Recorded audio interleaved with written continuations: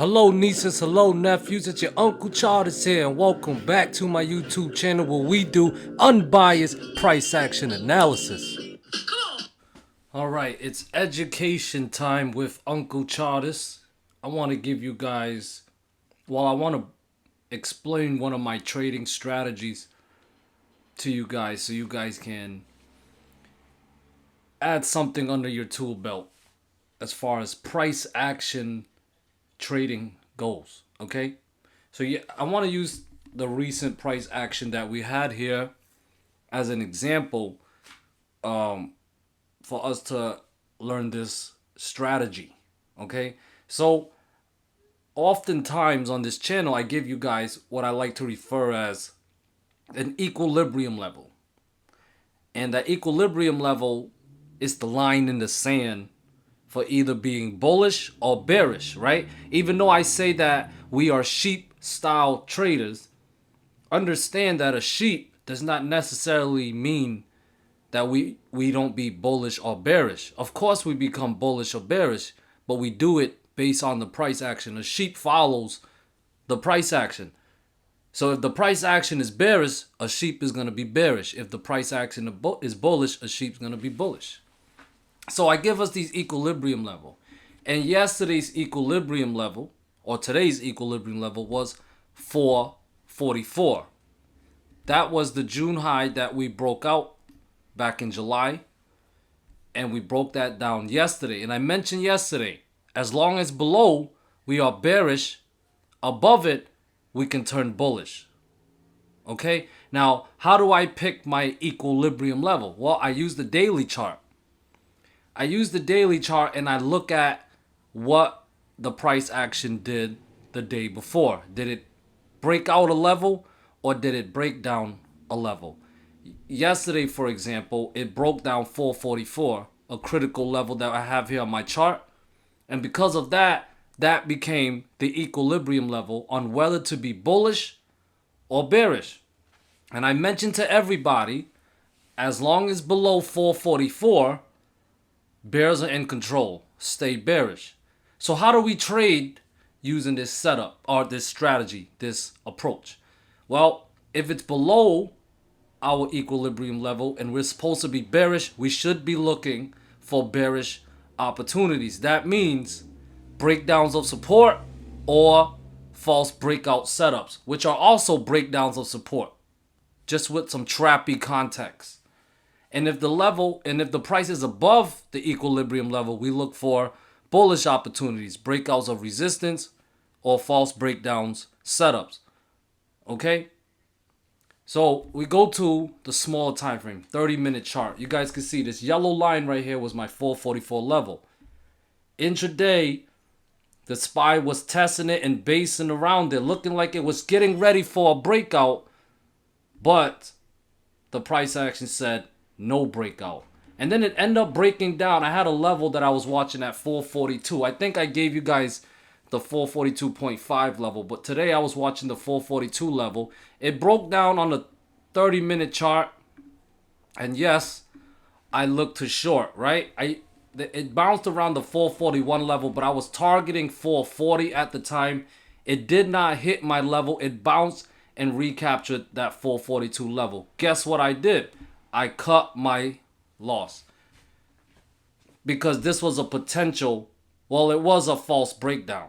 Okay, now if this false breakdown would have led to the breakout of 444, I definitely would have looked to long. No guarantees that trade idea would have worked, but if it would have gave us a false breakdown and it broke out 444, my equilibrium level, I would have looked to long. However, instead, it gave us a dead cat bounce, which we've been getting a lot lately, and broke back below that 442 level. That was my trigger to go short. Why? Because we broke down a support level, but also the context was that we had a false breakout. We were below my equilibrium level, which meant to be bearish, to look for bearish opportunities. We got a false breakout, one of the greatest trade setups of all time, and then Power Hour just doing what Power Hour did. Nice level to level move down to 440. That's where you want to take most profits. That's why I took most profits. And I mentioned to the group, if you're going to swing the runners. So whether the SPY goes up or down tomorrow, you already secured most of your profits for day trading. And your runner will either be in red, which should not affect you that much because you secured most profits, or your runner will be green and you should be even more happy. Okay? That is the trading strategy that I like to give you guys. Sheep style trading. So now you guys, hopefully you guys understand what I mean when I say that's the equilibrium level, okay? So look at that. We got the false breakout setup of the June high. And I mentioned yesterday the bulls last line of defense was around 442, 442.5-ish. If that broke down, look to short. Guys, we got the breakdown. SPY is in breakdown mode. That is bearish. Okay? Now, before we get too excited, I have to approach this objectively like a good sheep and give you guys both the bull case and the bear case. A lot of people been watching only the bear case and ignore the bull case. Or they'll watch the bull case and ignore the bear case. That is hopefully not what most of you guys are doing. We got to trade this objectively, okay? So, fib level was at 441, okay? I decided I want to change my fib levels, all right? And I'm going to show you. Right now, you guys can still use these fib levels. I have it from June 15th high down to June 26th low, and you'll get the same fib levels as me, all right? Well, as that. But I want to change it in front of you guys from June 26th low, which is at 436.19, 431.19, excuse me. And then we'll bring it up to July 27th high, which is at 459.44. So we'll change the coordinates. All right, so now we got some new levels to watch. All right, we are in breakdown mode. Resistant that bulls need to capture are two levels, 442 and 444, especially 444. Above 444, you see this blue line would be a recapture of the June high, and it'll be a recapture of the orange trend line. That will be a false breakdown setup based on the daily chart, which is more important than the smaller time frames. So that is when bulls would be back in charge above 444 with 445.5, and the yellow trend line is now at around 448ish to 448.5. We'll give it a zone to be safe. And above 448.5, as you guys know, I got 450, 451.7, and 453. Okay? Gap fill is all the way up at 456.3-ish. Okay? So, like I said, 442 and 444 are the resistant level. But above 444 is what bulls must recapture. Okay? That's the bull case. Bear case. As long as below 442 and 444, we are bearish. I am bearish. The sheep is bearish as long as below 444 and 442. And I will favor more downside to 438.5, 437. 437 is a fib level. Great. Pivot low is at 435.5. Pivot low from late June. I got next one is at 434. And then that June 26 low at 431. And then I have a very important support level at 429.6. That's a fib level from all-time high down to October low. So you guys got my bull case. You guys got my bear case. Stay bearish below 444 and 442. Those are my equilibrium level. 442 first. Okay? As long as below, look for selling opportunities, shorting opportunities, false breakouts, breakdowns of support. All right? If we recapture those levels, that's when you want to switch back to bullish. And when you're bullish, you want to look for long and buying opportunities, calls. All right? Triple Q, we've been bearish on this for quite some time, and I hope you guys made a lot of money being bearish on Triple Q with Uncle Charters. I've mentioned yesterday, as long as below 367, we are bearish. Watch for the breakdown of 365 to the 364.7 zone. Got to a low of 362.4-ish. All right? So as long as below, there's a resistance at 363.4 and the critical one at 365. As long as below, we're bearish. 361, 359, and 357.5 are in play, okay? I'd be a lot more bullish above 365 and 367 to put 369.5 and possibly 373 back in play. Dow Jones had that breakdown of my orange trend line yesterday, showed follow through. I mentioned the short, the breakdown 349. So far, we're going as low as 347.7, but 346.5 is still a target as long as below 349. Okay, with 344 and 342.5 below. Cannot get bullish unless my orange trend line is recaptured. That's at 350 to put 351.7, 353, 354.5, and 356 in play. IWM, beautiful breakdown yesterday of the 189 level. Showed follow through, broke down to 187 level. Very close to my 185.7 level. That's the next fib level. If that fails again, sell-off continues with 184.6, 183.5, and 182 in play. Look to long only when we get a false breakdown setup. Don't call a bottom. 187 and 189 must recapture. A breakout of 191 would be helpful as well to put 193 and 195 in play. Tesla, the breakdown of the wedge yesterday showed a lot of follow through. We broke down another fib level, which is at 226.8 to the 227 zone. 227 highest. Bears must defend for tomorrow to get more downside. Okay? 223 and 218 are the targets, are the downside targets. 223, 220, and 218 are the downside targets. All right? Bulls need to recapture 227 and 230, and especially 234. Rejected around 234 today. Hard rejection. Got to recapture those levels to be bullish. Apple is getting very close. Look at the August 2022 high around 176. Getting very close to that support level. Can it break it down? If it does, that's bearish. That's bearish. All right? With 173 and 170 in play. If 176 defend, I will trust it. If 178 and 180 clears, to put 183 and 185 back in play. NVDA, a monster stock, man. I mentioned to the group, short below 440, short below 437.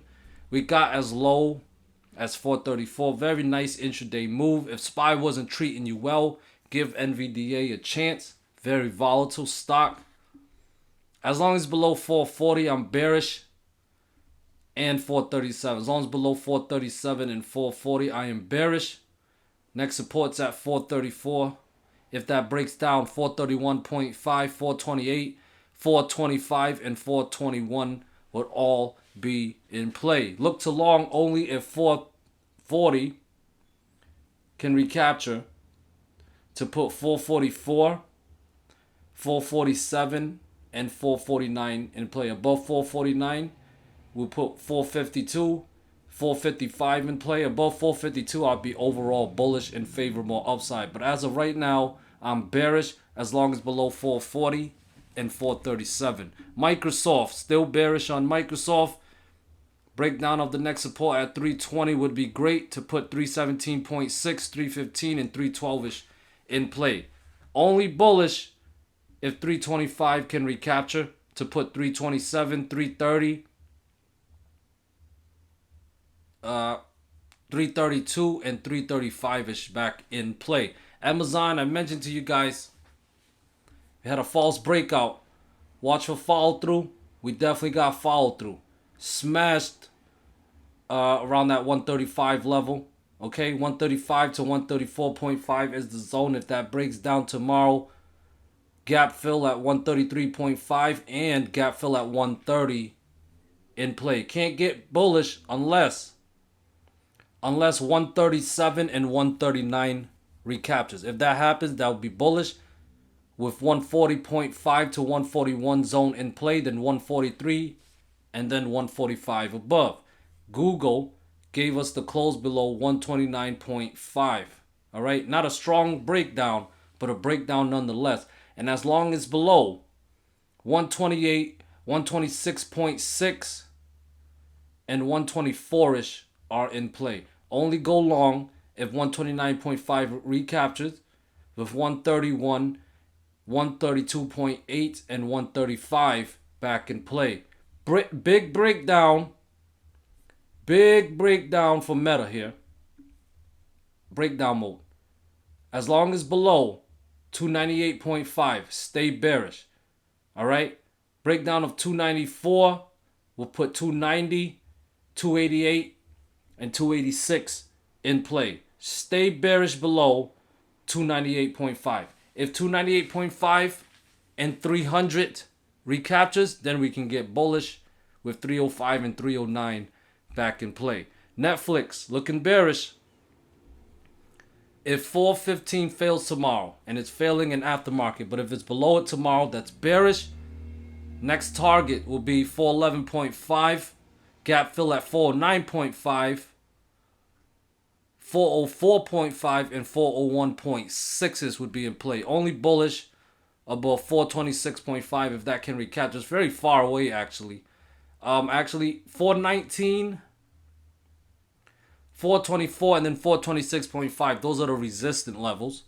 But above 426.5, I'd be a lot more bullish with 432 and 437.5 back in play. AMD closing right on that 107 level. It's not a breakdown, but it's closing right at support. That shows lack of buying pressure. Not quite bullish.